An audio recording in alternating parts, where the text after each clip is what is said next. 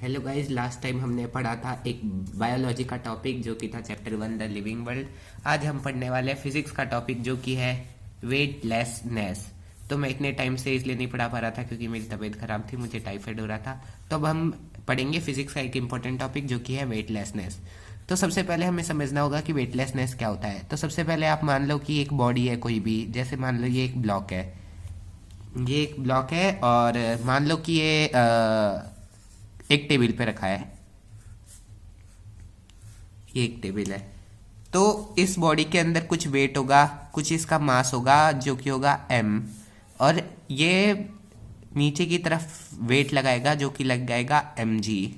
mg होगा इसका wait.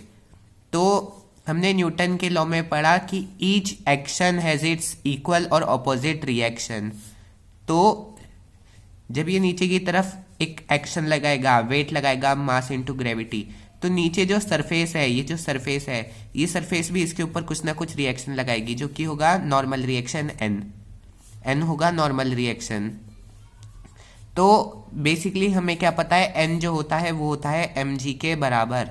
n जो होता है वो होता है mg के बराबर। और किसी तरीके से अगर इस बॉडी पर जो नॉर्मल रिएक्शन लग रहा है, इस सरफेस की वजह से इस बॉडी पर जो रिएक्शन लग रहा है, अगर वो रिएक्शन हो जाए ज़ीरो, तो मास मल्टीप्लाइड बाय ग्रेविटी भी हो जाएगा ज़ीरो, जिसका मतलब है कि बॉडी का वेट हो जाएगा ज़ीरो।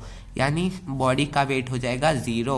अभी मान लो कि अगर ये टेबल की जगह कोई और सरफेस है, मान लो कि आपने अपने हाथ में रख रखा है किसी ऑब्जेक्ट को, तो उस ऑब्जेक्ट का आपके ऊपर जो वेट लगेगा, उसका जो रिएक्शन आएगा, अगर वो रिएक्शन ज़ीरो हो जाए तो मास इंटू ग्रेविटी भी जीरो हो जाएगी, जिसका मतलब बॉडी का वेट जीरो हो जाएगा। यानी कि बॉडी का जो वेट है वो हमें फील नहीं होएगा।